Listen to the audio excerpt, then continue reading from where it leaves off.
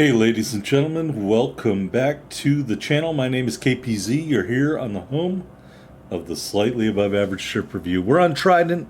We are top tier. It is a domination match for another video in the series called This Ship Gets Me. And at tier 4, the premium battleship that gets me. No, it is not the Nikolai 1, much to my disappointment. It is not even Julio Cesare, which is super OP, and probably a lot of people could say that. The ship that gets me is the American Tier 4 premium battleship, Oklahoma. I'm going to remember to link in a Kraken Oklahoma video, if I can, right here in the video at 1 minute. So you can enjoy that if this video is not enough.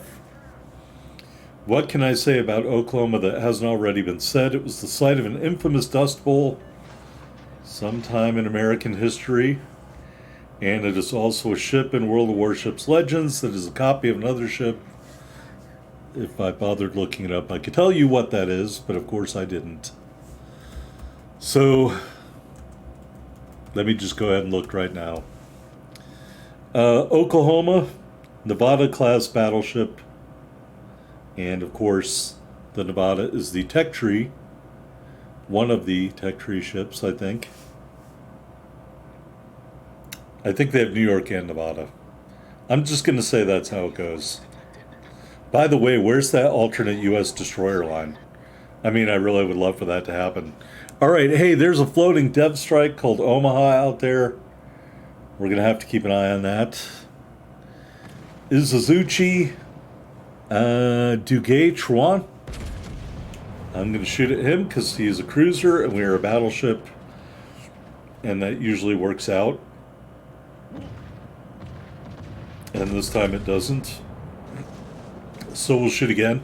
I don't remember how I got Oklahoma. I want to say I think it was a subject of some sort of crate or giveaway or something like that. Anyway, everybody got it all at the same time and made their own videos, all have the same title, which is something version of Oklahoma OK, which is the postal abbreviation for the state of Oklahoma. So, yes. There's also a famous musical called Oklahoma that I studied in film school for non-majors. I'm not a film person. I just took film class because it was 3 credits. All right, the ship we were shooting at got dev struck and killed. So we're still looking for our first meaningful part of the action here. This match does have an aircraft carrier. That wouldn't be good for us if we were targeted repeatedly by the carrier, because we don't have great AA defenses, because back when Oklahoma was built, they didn't believe that floaty aeroplane thingies could damage ships. So... oh, my target disappeared. Somebody bring him back. Bring back my target. Alright, I am cognizant I could be in the destroyer's sights. Oh, never mind. He's on the far side of the map. Alright, we'll shoot at Izuzuchi instead. I didn't bother launching my plane. And I'm going to try to take out the Duguay when we get around the corner of the island here. We did get a Citadel hit on Izuzuchi. Not a shocker, it is a tier 3 battleship. So, I mean, I'll take it. But right now, really, because the enemy all went to the other side of the map, I'm going to head this way and try to capture Alpha.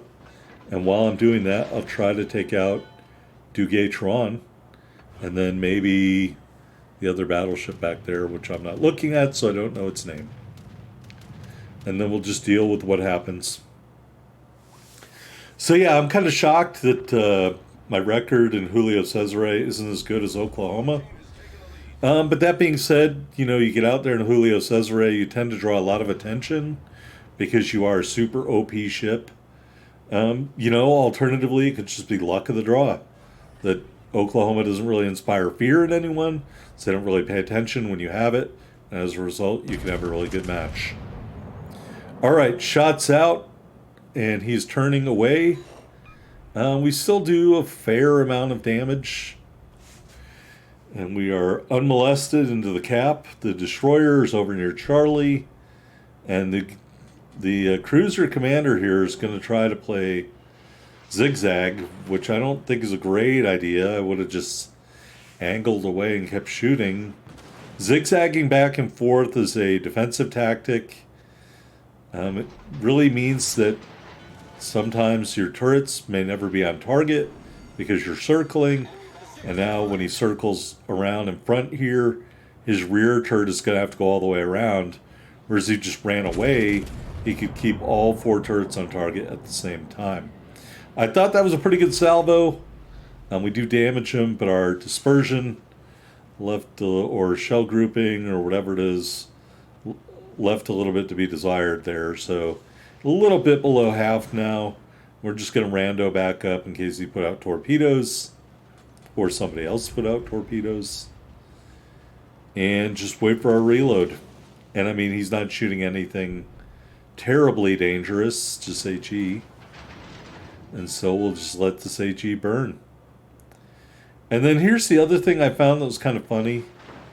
So he made a big circle and attacked us, and then went away. And then he goes right back to these same tactics of zigzagging back and forth.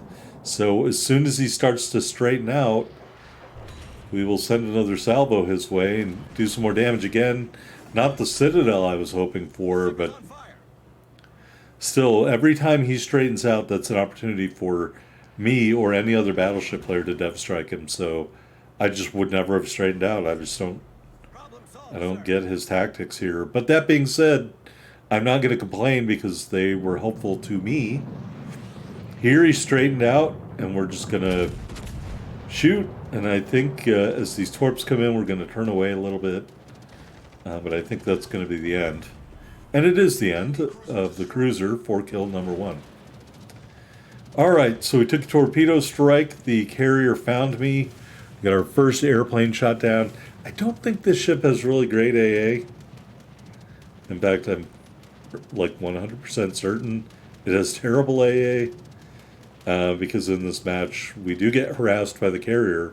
Starting like 2 minutes ago.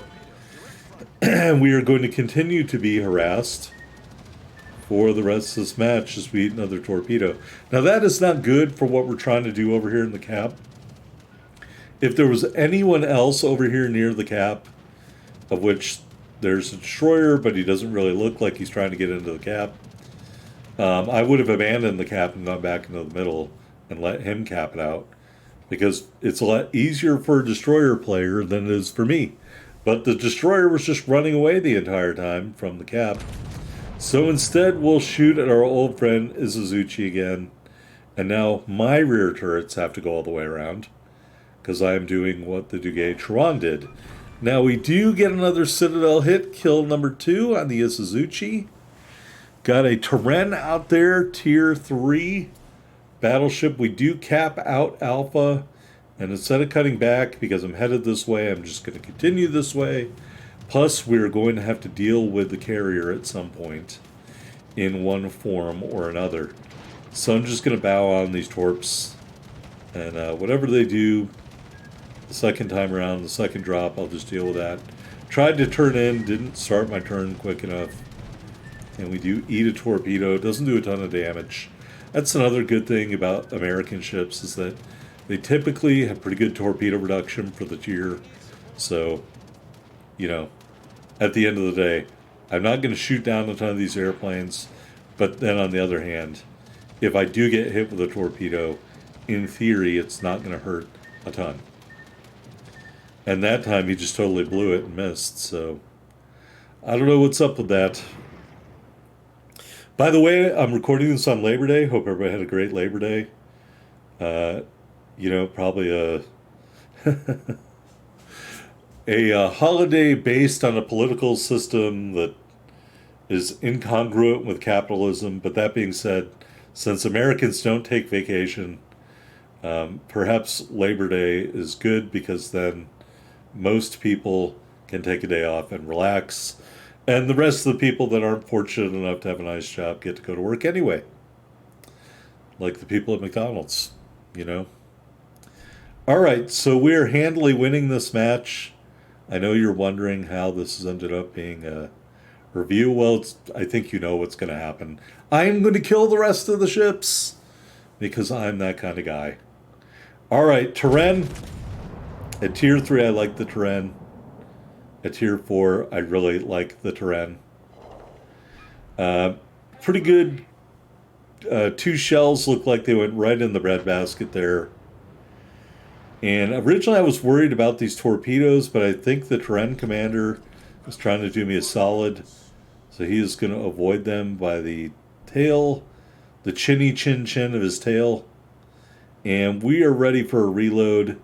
And he doesn't have a lot of health left. He is turning in, but I'm shooting American armor piercing. So I'm pretty confident if it hits him anywhere, he is dead. And it hits him anywhere, and he is dead. All right. The carrier commander is doing me a solid here by trying to suss out the enemy aircraft carrier. So you have to acknowledge good play when you get it from your carrier commander. Whoever our carrier commander is, he's doing the right thing. Just give me the general location of the enemy carrier so I can kill him with my big guns. We've got plenty of health. We've got well, we don't have any heals left, but I do have damage cons. So I'm not really that worried about the aircraft carrier. I would never mount the fighter plane consumable on Oklahoma simply because Wargaming refuses to publish any empirical information about the effectiveness of the fighter plane. So unless you have no other option, I would never mount the fighter plane going forward until they are willing to divulge how effective fighter planes are or are not. And the louder you complain about this matter, the greater the chance is that they will finally address the effectiveness of the fighter plane and give us some stats to work with. The fact that this game is 5 years old and still has something called hidden stats is really not okay. It really isn't. We should be able to look at everything and see all of the stats about it, even if it has to be a separate page in the port.